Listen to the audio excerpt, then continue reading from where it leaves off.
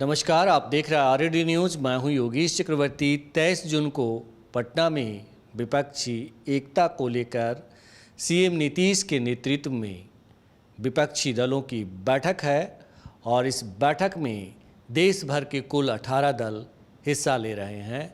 लेकिन बैठक को लेकर जो एनडीए के लोग हैं वो बेचैन हैं और यूं कहें कि उन्हें मिर्ची लगी हुई है, खास करके एनडीए समर्थकों में, और वे सीएम नीतीश के खिलाफ मोर्चाबंदी करने में जुटे हैं।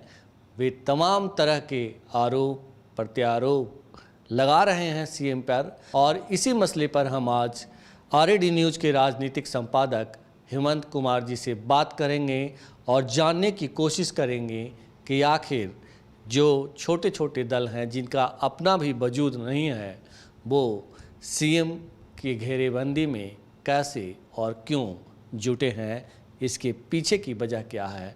हेमंत जी, जिस तरह से सीएम नीतीश जी को घेरा जा रहा है कि वो उनका बहुत छोटा दल है और उनके सपने बहुत बड़े हैं, यही नहीं उनकी विश्वसनीयता पर भी सवाल उठाए जा रहे हैं। तो कई नेताओं ने, एनडीए के कई नेताओं ने और जो एनडीए से बाहर भी हैं वो भी सवाल उठा रहे हैं।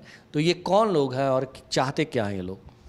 देखिए, सबसे बड़ी बात तो ये है कि जो बैठक होने वाली है 23 तारीख को विपक्ष की, वो जिसकी अगुवाई नीतीश कुमार कर रहे हैं, तो जाहिर सी बात है कि वो बैठक एक तरह से टर्निंग पॉइंट साबित होने वाला है हिंदुस्तान की राजनीति में, क्योंकि आगे लोकसभा का चुनाव है और इस चुनाव में बीजेपी और प्रधानमंत्री नरेंद्र मोदी का स्टेक जो है वो दांव पर होगा, क्योंकि जो अब तक का जो इंटरनल सर्वे है उसमें ये है कि बीजेपी की वापसी संभव नहीं दिख रही है। तो ये जो बेचैनी है, इस बेचैनी की वजह से तरह तरह की बयानबाजी हो रही है, नीतीश कुमार की घेराबंदी की जा रही है और उसमें नीतीश कुमार का जो पिछला इतिहास है वो भी थोड़ा उसमें मददगार है। जैसे कि अभी अभी जो महागठबंधन से बाहर गए हैं जीतन राम मांझी, उन्होंने कहा कि वो नीतीश कुमार कभी भी पलटी मार सकते हैं और वो एनडीए में आ सकते हैं। और उन्होंने और बहुत सारी बातें कही। उनका कहना था कि कांग्रेस छोड़ करके हम इनके साथ अगर आए तो नीतीश कुमार की वजह से ही हम आए थे। तो उनके बाद जीतन राम मांझी के कहने के बाद एक और जो प्रशांत किशोर हैं, जो अब तक रणनीति बनाते रहे हैं अलग अलग दलों के लिए, बिहार से लेकर के और दक्षिण के राज्यों तक, तो उन्होंने जो बिहार में इन दिनों जन सुराज पदयात्रा अपनी चला रहे हैं, तो उन्होंने उसको जीतन राम मांझी को कोट करते हुए और उन्होंने भी कहा कि मैं नीतीश कुमार को जितना जानता हूं उतना कोई नहीं जानता है और उनके साथ मैंने काम किया है और वो कभी भी पलट सकते हैं, वो एनडीए में शामिल हो सकते हैं। उसके बाद नवल किशोर यादव हैं, एक बीजेपी के एमएलसी, उन्होंने भी इस मामले में अपनी बात कही। उन्होंने एक उसमें समझिए कि एक एम्बार्गो लगाते हुए कहा कि अभी तो उनके लिए बीजेपी का दरवाज़ा बंद है, लेकिन ये सही है कि वो पलटी मार सकते हैं। तो आखिरकार ये सवाल उठ रहा है कि ये जो पलटी मारने की बातें जो आ रही है, फिर नीतीश, यहाँ आपको रोकूंगा। कांग्रेस में भी आज एक इस्तीफा हुआ है और आप शायद जान रहे होंगे कुंतल कृष्ण हैं, उन्होंने नीतीश कुमार पे सवाल उठाते हुए इस्तीफा दिया है। हाँ, ये मैं कह रहा था कि वो हमारी उसी बात का ये समझिए कि आगे का हिस्सा है कि अभी ऐसी बातें होंगी। जैसे कि इन्होंने जो कुंतल कृष्ण हैं कांग्रेस वाले, उन्होंने कहा है कि वो नीतीश कुमार को विपक्ष की एकता की अगुवाई करने का अधिकार नहीं, क्योंकि उनकी पार्टी का लोकसभा में कोई नुमाइंदगी करने वाला नहीं। हालांकि ये बात गलत है, लोकसभा में जेडीयू की नुमाइंदगी करने वाले तो लोग हैं ही। तो वो क्या कहना चाह रहे हैं इसका अर्थ ये समझ में नहीं आ रहा है, लेकिन मुझे लगता है कि उनके कहने का मकसद आरजेडी की ओर रहा होगा।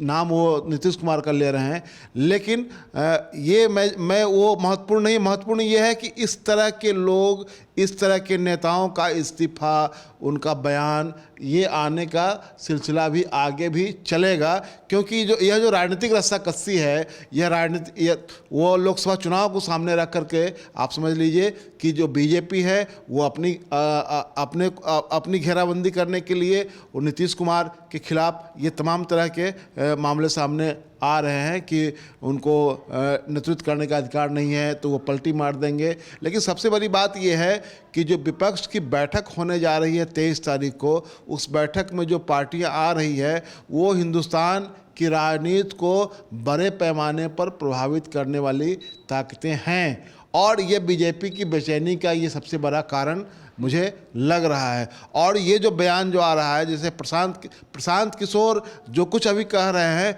उसमें ये कह रहे हैं कि वो हम उनको जानते हैं और वो कभी पलटी मार सकते हैं, लेकिन सवाल उठता है कि प्रशांत किशोर की क्या छवि रही है। प्रशांत किशोर एक रणनीतिकार के रूप में काम करते रहे हैं और उन्होंने तमाम कांग्रेस से लेकर के बीजेपी तक और जगन मोहन रेड्डी तक और ममता बनर्जी तक सबके लिए और शिवसेना तक सबके लिए उन्होंने काम किया है, तो वो तो सबके लिए खुद काम करते रहे हैं। तो यह कहना कि वो नीतीश कुमार को जानते हैं पलटी मार देंगे, तो यह सब एक राजनीतिक बयानबाजी है। और मैं कह रहा हूँ कि जो विपक्ष की जो बैठक होने जा रही है उस बैठक को सामने रख करके यह सब किया जा रहा है। एक मामला तो था कि 23 तारीख को ये जीतन राम मांझी के पुत्र इस्तीफा देने की प्लानिंग कर रहे थे, यह पूरी तरह से स्क्रिप्टेड था, और यह स्क्रिप्ट जब फेल हो गया तब एक नया राग अलापा जा रहा है कि नीतीश कुमार अब पलटी मार सकते हैं। आखिरकार सामने तो ऐसा कुछ दिख नहीं रहा है, मान लीजिए कि उनका पिछला इतिहास है कि वो पलटे हैं 2-2 बार, लेकिन अभी ऐसा हो जाएगा ये मुझे नहीं दिखाई दे रहा है। अभी मुझे दिख रहा है कि जो 23 तारीख को यहाँ मीटिंग होने वाली है विपक्ष की, वह बैठक जो है वह बीजेपी के लिए एक तरह से चिंता का विषय बना हुआ है कि अगर यह बैठक सफल होता है तो इसके आगे जो रणनीति बनेगी उससे बीजेपी की मुश्किलें और बढ़ेंगी। बिल्कुल, जो लोग सवाल उठा रहे हैं सीएम नीतीश पे, क्या ये लोग बीजेपी के हाथों खेल रहे हैं? आज एक बात तो मैं मानता हूं कि जो यहाँ पूरा जो अभियान चल रहा है प्रशांत किशोर का, उस अभियान का पूरा स्वर आप देखेंगे तो वह तेजस्वी यादव के खिलाफ है, उनका स्वर नीतीश कुमार के खिलाफ है। लेकिन इस देश में महंगाई का सवाल, इस देश में बेरोजगारी का सवाल, इस देश में संविधान का सवाल, इस देश की स्वतंत्र संस्थाओं का सवाल, ये सवाल उनके इसमें अभियान का हिस्सा नहीं है। तो इससे सवाल उठता है कि आखिरकार आप क्या चाह रहे हैं, आप क्या करना चाह रहे हैं। बिल्कुल, प्रशांत किशोर कभी गरीबों के बच्चे को अच्छी शिक्षा मिले इसकी बात नहीं करते, महंगाई कम हो इसकी बात नहीं करते, हिडन वर्क के रिपोर्ट पर बात नहीं करते। हाल ही में आरबीआई ने जो नए गाइडलाइंस लाए हैं उसकी बात नहीं करते, मोदी जी के तमाम जो कारगुजारियां हैं उनकी बात नहीं करते। बस उनके एजेंडे में नीतीश और तेजस्वी होते हैं। इसीलिए प्रशांत किशोर की खुद की विश्वसनीयता ही नहीं है, और जिस तरह वे पदयात्रा कर रहे हैं मुझे नहीं लगता कि उनकी पदयात्रा को लेकर बिहार की जनता गंभीर है।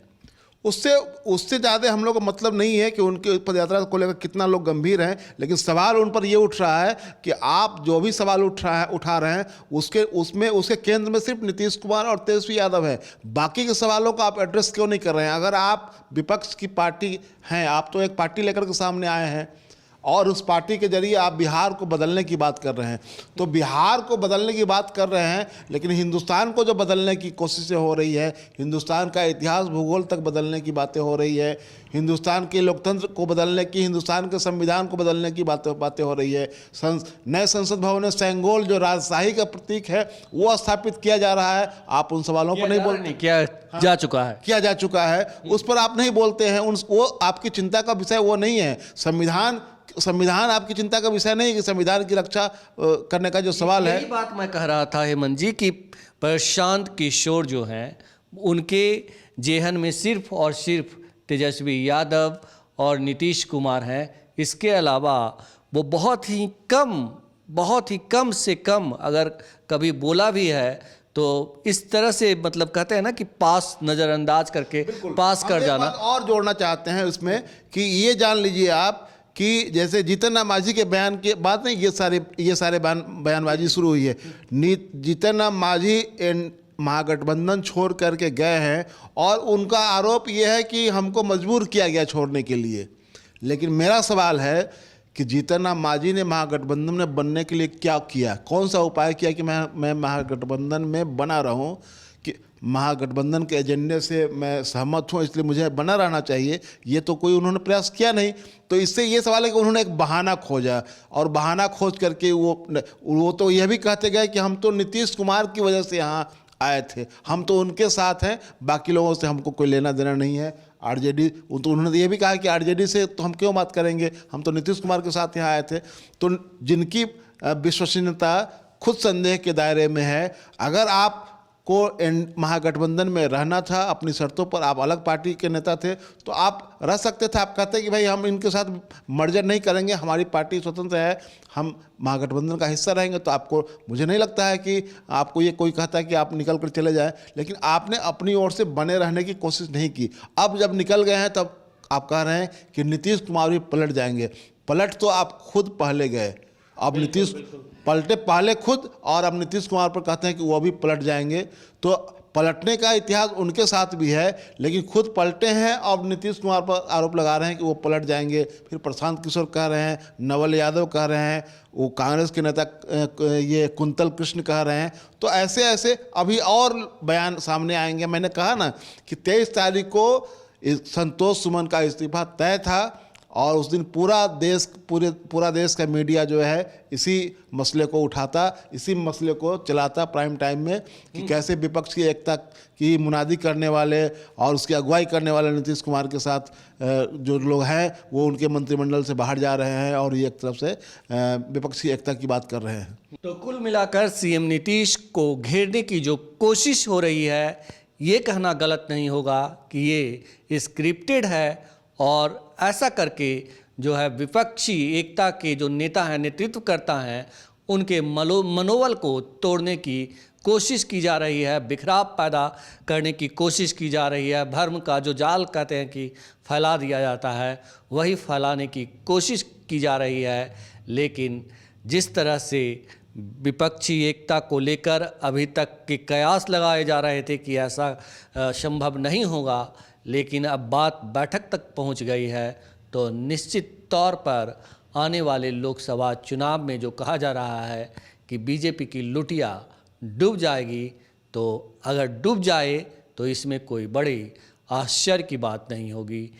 फिलहाल आज के लिए इतना ही। अगर आपको हमारा ये डिस्कशन अच्छा लगा हो तो आप हमें फेसबुक पर फॉलो करें, यूट्यूब पर सब्सक्राइब करें, ज़्यादा से ज़्यादा लाइक करें और शेयर करना तो बिल्कुल नहीं भूलें। धन्यवाद।